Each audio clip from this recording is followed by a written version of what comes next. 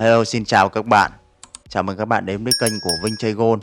Dành cho những ai mới lần đầu ghé kênh thì đây là nơi mà mình chia sẻ kiến thức, kinh nghiệm cũng như là phân tích giá vàng hàng ngày, hàng tuần để đưa ra các cái kế hoạch chiến lược đến cho anh em tham khảo. Đây hiện tại bây giờ là mình đang ở trên biểu đồ giá vàng ngày 12 tháng 9 năm 2024. Hiện tại bây giờ là 6 giờ 16 phút. Đang là mới mở cửa của phiên Á. Thì quay lại cái kế hoạch chiến lược của ngày hôm qua. Ngày hôm qua thì trong cái video của ngày hôm qua mình cũng đã phân tích giá vàng. Đây cái video phân tích giá vàng ngày 11 tháng 9 năm 2024 này. Thì mình cũng đã có đưa ra các cái kế hoạch chiến lược và các cái vùng giá chờ đợi ở trong cái video này rồi ha. Thì anh em có thể xem lại. Thế còn ở trong cái room của mình ấy thì mình có cập nhật được cho anh em ngay cái buổi tối.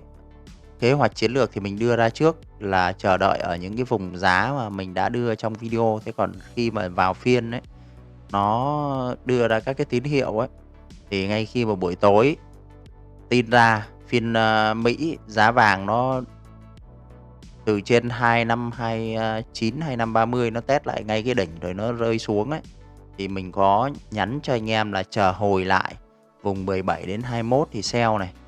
Đó. Lên 15 thì sell nhỏ, 15 thì vào sell dần vốn bé. Đó, thì hôm qua thì cái nhịp này nó hồi lên, sau đấy nó hồi lên 13 này. Ngay cái đoạn này thì mình cũng có vào được ít, nhưng mà tuy nhiên thì nó cũng không có ăn được nhiều xa ha. Nó hôm qua về được cái vùng thấp nhất là nó chỉ về được đến 2502 thôi, 2502 2501 XX đấy. Thì nói chung là nếu như mà anh em qua vào đúng cái kế hoạch mà sau khi mình thấy cái tín hiệu nó giảm xuống và mình cho anh em là hồi lại thì sell ấy, thì nếu như mà anh em vào kịp được ở vùng trên dưới 13 15 này là nhịp đầu này thì cũng ăn được hơn 100 pip. Thế còn nếu như đến khuya rồi thì mình nhắn lại cho anh em là không sell nữa, bởi vì là đã khuya rồi mà nhịp đầu nó hồi lên đây là 15 13 15 rồi. Sell xuống thì cũng ăn được hơn 100 pip rồi. Thế còn về sau thì nhịp sau nó lên thì cũng đúng cái vùng mà mình chờ đợi này, nhưng mà nó là khuya rồi thì mình nhắn anh em là nói thôi nghỉ, chờ theo kế hoạch thôi. Kế hoạch. Bây giờ quay lại cái biểu đồ giá vàng. Thì đây vẫn là các cái vùng kế hoạch chiến lược mà mình đã vẽ ra từ trước. Mình có đưa lên cho anh em từ những cái video trước rồi ha. Anh em có thể xem lại. Ở đây mình review lại một chút. Thì bây giờ hiện tại giờ chúng ta vẫn tiếp tục chờ đợi theo cái kế hoạch này. Bởi sao? Khi mà giá vàng nó trong suốt một thời gian tính từ ngày thứ ba ngày 20 tháng 8 năm 2024 cho đến cái giai đoạn này. Đây ha, tính suốt từ cái giai đoạn này mà kéo qua đây là bao nhiêu? 99 thanh đến H4. Đó. Nhưng mà để đến D thì là bao nhiêu ngày? 17 18 ngày liền ha. 17 18 phiên trong cái phạm vi này là nó đánh ở trong một cái biên độ 2530 cộng trừ 2530 cộng trừ và đỉnh là 2530 cộng trừ, còn đáy là 2470 cộng trừ. Nó đánh trong cái phạm vi giá này suốt từ ngày 20 tháng 8 cho đến hiện tại giờ là ngày 12 tháng 9 rồi. Nó đánh trong cái biên độ này, nó cứ đi lên đi xuống trong biên độ này. Thì cái kế hoạch chiến lược mình đưa ra từ trước đây là mình, và theo cái cách của mình nhìn nhận và cá nhân mình phân tích, và mình luôn luôn là chờ đợi các cái kế hoạch ở đây từ trước rồi, và mình luôn kỳ vọng là nó sẽ có một cái cú nó quét lên đây, quét lên đỉnh này. Quét lên đỉnh thì nó sẽ có những cái vị trí giá là một đấy là 2551 này, có cả cái vị trí giá 2543 mình có đánh ở đây, nhưng mà mình không mình sẽ không ưu tiên đánh ở chỗ này. Mình chờ giá nó quét tính từ cái đỉnh này lên, đỉnh là 2530 và 252930 nó đạt được trước đó đó. từ cái đỉnh này lên 20 giá thì bắt đầu là mình đánh cái lệnh sell ở đây ha. Đó là cái kế hoạch mình cũng đã đưa ra cho anh em từ những cái video lần trước rồi. Đó, và thứ hai là vùng 2563 này. Đó. Còn đối với cái chiều ngược lại đấy thì ở đây thì mình cũng đã vẽ ra đây thì đầu tiên là vùng loanh quanh 254x này cho đến 2540 này ha, là chúng ta có thể order buy ở đây ha. Đây là vùng thứ hai, vùng này thì vùng sâu nhất. Mình chờ đợi cho cái lệnh buy là 2415, 2410. Đấy. Ưu tiên là chờ sell, bởi vì là bây giờ là như mình đã trình bày ở những video lần trước rồi, vào tháng 9 và quý 3 rồi, cho nên là mình vẫn ưu tiên chờ sell.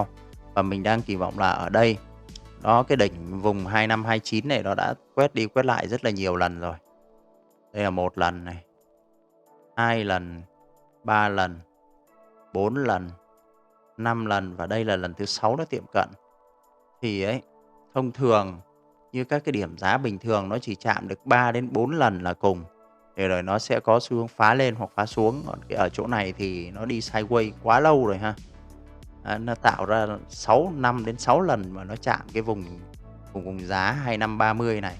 Thì bây giờ ấy, nếu như mà ở đây mà nó tạo giá đi xuống luôn, nó tạo ra xu hướng rõ ràng, nó đi xuống luôn, nó phá qua được cái đáy vùng 2470 này thì chúng ta sẽ thấy được hướng đi rõ ràng. Thì chúng ta hoàn toàn có thể khi nó phá cái đáy này thì chúng ta có thể sell theo cái tín hiệu nó phá đáy này để kỳ vọng nó xuống những vùng giá dưới này. Tuy nhiên thì ở đây nó chưa hề một lần nào nó có phá qua được, mà nó vẫn cứ có cái xu hướng là nó muốn đi lên. Thế thì mình theo cái cách mình nhìn nhận cá nhân thì ở đây là hoàn toàn nó có thể nó sẽ đi lên và nó có một cái cú quét đỉnh trước khi mà nó đi xuống, thật sự đi xuống. Đó. Bởi vì sao mình nói là đi xuống, tại vì là cái vào cái tháng 9 là vào cái quý 3 này thì mình đã trình bày những video trước rồi, là các cái tổ chức tài chính lớn cũng như các cái quỹ ấy, nó sẽ có xu hướng là nó sẽ phải bán ra để chốt lợi nhuận. Thường là như vậy, mọi năm đều như vậy. Mình kỳ vọng là nó sẽ quét lên những cái vùng giá mà mình view ra ở trên đây. Đó, đầu tiên là anh em chúng ta có thể sell ở cái vùng 2551, 52 cộng trừ này. Đó là cái điểm đầu tiên. Điểm thứ hai là 2560 cộng trừ này. Đó, 2560, 2563. Còn cái vùng 43 này, 2543 này thì mình có vẽ ra được, nhưng mà cái vùng này thì mình không có ưu tiên sell ở đây. Đó. Và nếu như mà giá mà nó tiệm cận được những vùng giá 2551 cho đến hoặc là cái vùng giá 256x này mà nó rơi được xuống, luôn luôn vào đây là cái kế hoạch, mình phải có cái kế hoạch đi lệnh và đi khối lượng ở đây ha. Ví dụ nó tiệm cận được những vùng giá như này, chúng ta vào đây khối lượng phù hợp và sau đấy nó di chuyển đi được 100-200 pip ấy, thì chúng ta sẽ phải là chốt bớt. Sau đấy còn phần còn lại thì chúng ta kỳ vọng nó xuống sâu ấy thì chúng ta nuôi phần còn lại. Thế còn nếu trường hợp mà nó xuống đây, nó đụng đây, nó chỉ phản ứng 10-20 giá, tức là 100-200 pip, sau đấy nó lại quay ngược lên ấy, thì chúng ta lại chờ đợi ở những vùng cao hơn. Đó, chúng ta lại có được những cái vị thế đẹp hơn. Và tiếp tục khi mà chúng ta được cái vị thế đẹp này đánh vào rồi thì lại tiếp tục là cái chiến thuật đi lệnh của chúng ta áp vào đây.